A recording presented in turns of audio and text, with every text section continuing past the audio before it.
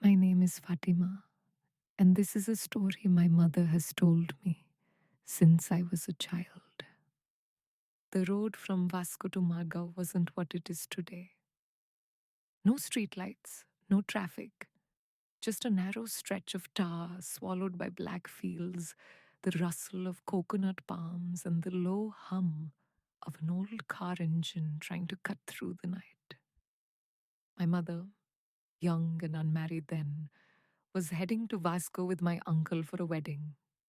The car was old, its headlights weak and yellow, barely carving out a path in the dark. As they reached Verna Junction, they saw her, a tall woman, a fisherwoman. My mother still remembers every detail.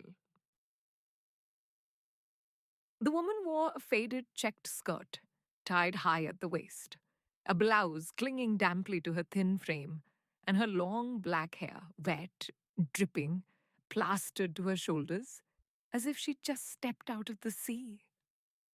At her waist hung a small cloth pouch, knotted tight, the kind fisherwomen use to keep their coins after a long day at the market. She raised her hand, palm open, asking for a lift. My mother's eyes met hers for just a moment, and that stare, sharp, unblinking, cold, froze her in place. Keep driving, my uncle muttered with his jaw tight as he gripped the wheel. He drove the car as fast as he could, its weak headlights bouncing against the pitch black road. So, the wedding itself was everything you'd expect of Goa in those days. Lively, loud, full of music and laughter. The brass band played until the floor shook.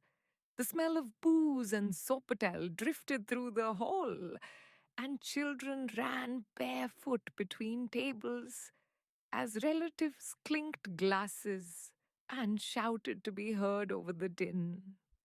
By the time the music faded and the last bottle was emptied, it was close to 3 in the morning. My mother and uncle, joined now by one of his friends needing a ride back, climbed into the car and started the long, dark drive home. At first, there was no talk of the woman. The road was quiet, the hum of the car steady, and maybe, just maybe, they'd convinced themselves that what they'd seen earlier had been nothing more than a tired fisherwoman.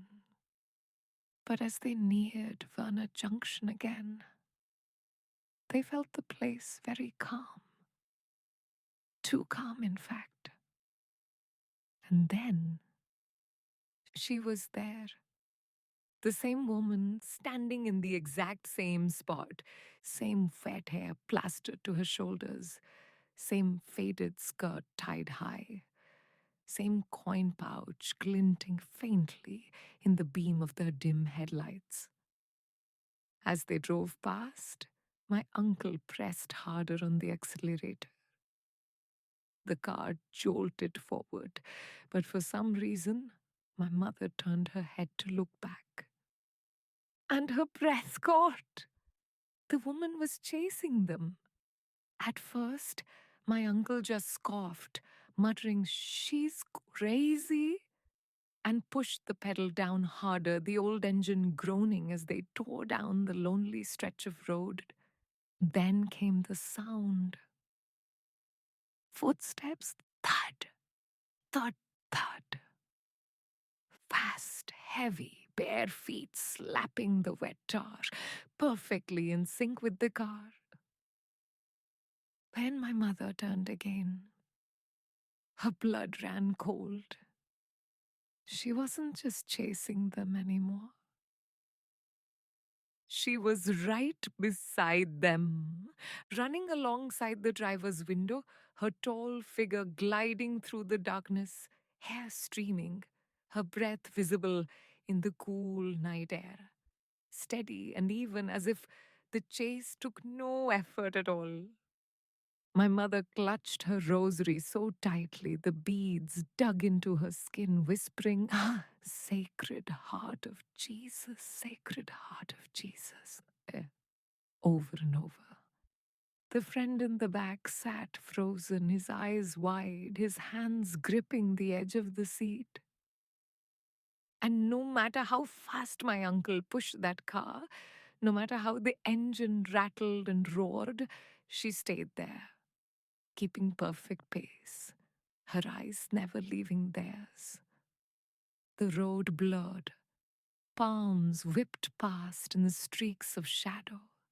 And then, as the car approached the Kottalim cross, silence, she was gone. No footsteps, no shadow. Nothing but the hum of the car and 3 hearts pounding in terrified unison. My mother never forgot that night. She still swears on her rosary it was real. And sometimes she wonders if that woman ran with them to frighten them or to make sure they got home safely.